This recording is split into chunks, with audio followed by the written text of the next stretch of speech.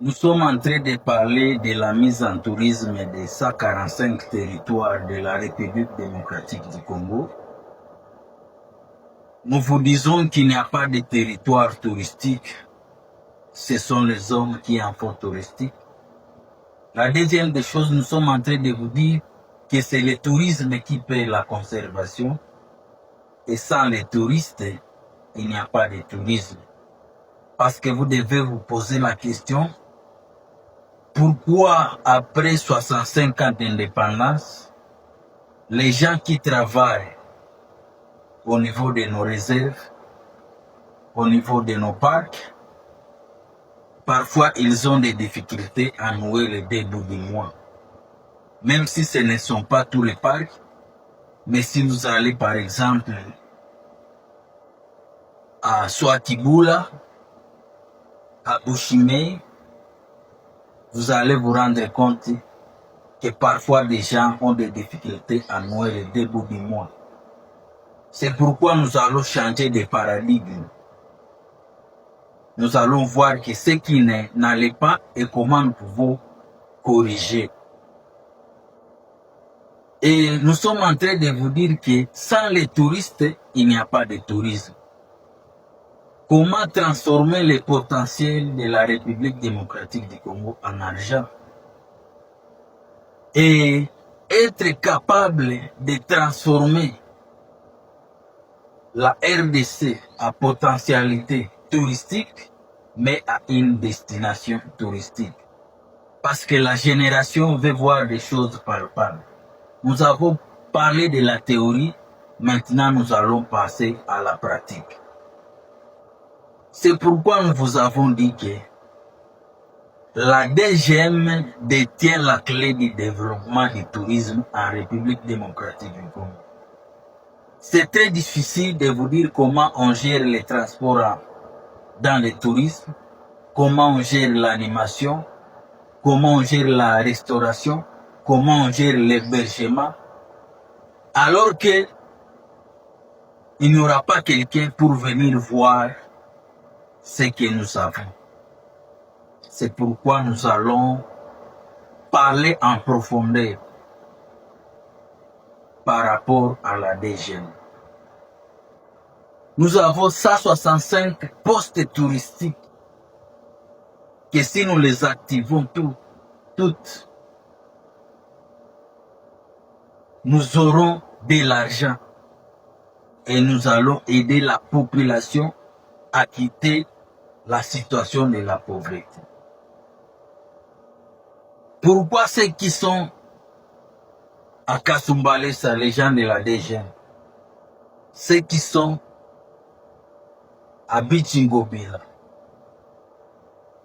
ceux qui sont à l'aéroport d'Indjili, à Mwanda, sont plus enviés que ceux qui se trouvent à Djoum, que ceux qui se trouvent à Bom, à Kimwela.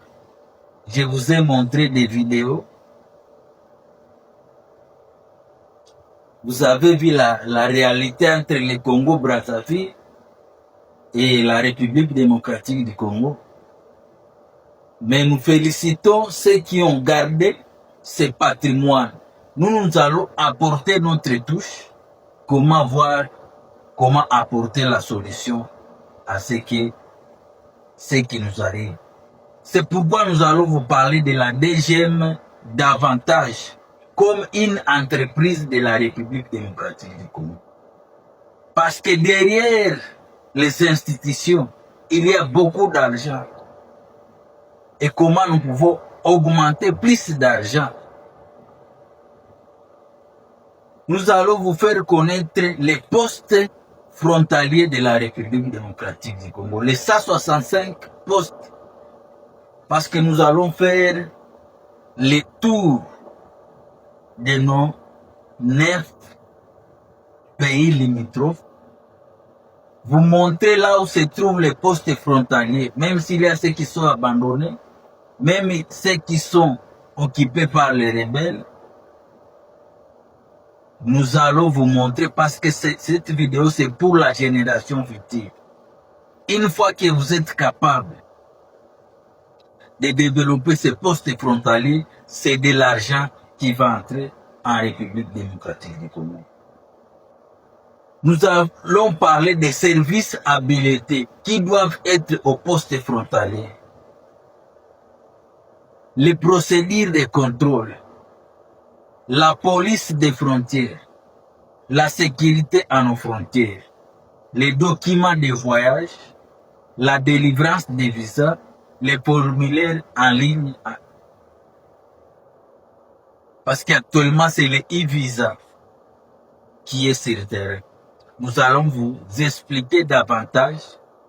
Et je suis en train de vous dire, ces enseignements doivent commencer à l'école maternelle, primaire et secondaire. Parce que si vous les enseignez à l'école, à l'université, c'est trop tard. Et nous aurons des difficultés à mettre en pratique ce que nous allons vous dire. Parce que lorsque l'enfant est né, il doit connaître les limites et comment ces limites peuvent être à son avantage. Parce que sur les postes frontaliers, il y a beaucoup d'argent qui circule et comment nous pouvons le faire à notre avantage. C'est ce que nous voulons vous expliquer. Donc, enseigner ces enseignements à l'école, à l'université, c'est trop tard. Parce que la question que vous ne vous posez pas, comment on recrute les agents de la DGM? Parce qu'ils dépendent directement de la présidence. Et la DGM peut générer beaucoup d'argent si les gens comprennent comment le système fonctionne. Parce que la DGM comme entreprise, il vit grâce à la vente des passeports, des visas, parce qu'il y a plusieurs sortes de visas que nous allons expliquer, mais aussi en vendant les CPG, les tenants des passeports. Donc, il y a beaucoup de choses qui génèrent de l'argent au niveau de la DGM, mais aussi il y a des dons de l'OIM, parce qu'on veut moderniser le système. Et c'est ce que nous allons vous parler, pour que nous ne puissions pas répéter les erreurs que nos prédécesseurs ont fait. Le docteur Cosma Wilungula nous a parlé sur les visas touristiques. Le ministre, l'ex-ministre Franck Mwendi, nous a parlé sur les problèmes des visas. Le ministre, l'ex-ministre Moutiro Bachar, nous a parlé sur les visas, que notre visa est trop cher et difficile à obtenir, alors que nous sommes dans le business. Alors que nous sommes dans le business.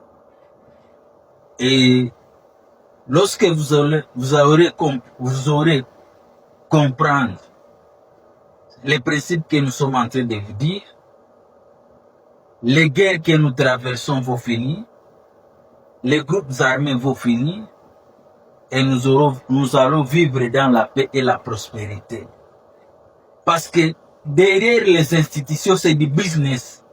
Et malheureusement, des gens s'enrichissent au nom du gouvernement, au nom de l'État, alors que ça doit profiter à toute la population de la République démocratique du Congo.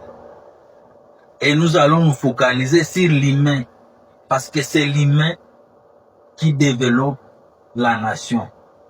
Et l'humain peut appauvrir la nation. Et n'oubliez pas qu'il n'y a pas de territoire touristique, ce sont les hommes qui en font touristique. Donc c'est très important que vous puissiez comprendre ces principes que nous allons mettre en pratique. Connaître les postes frontaliers de la République démocratique du Congo. 165. Imaginez sur les 165 postes et que nous soyons capables de faire entrer $1000 par poste. Combien d'argent nous aurons pour la République démocratique du Congo? Merci de nous avoir suivis. Rendez-vous dans nos prochaines vidéos où nous allons parler davantage sur la Direction générale des migrations.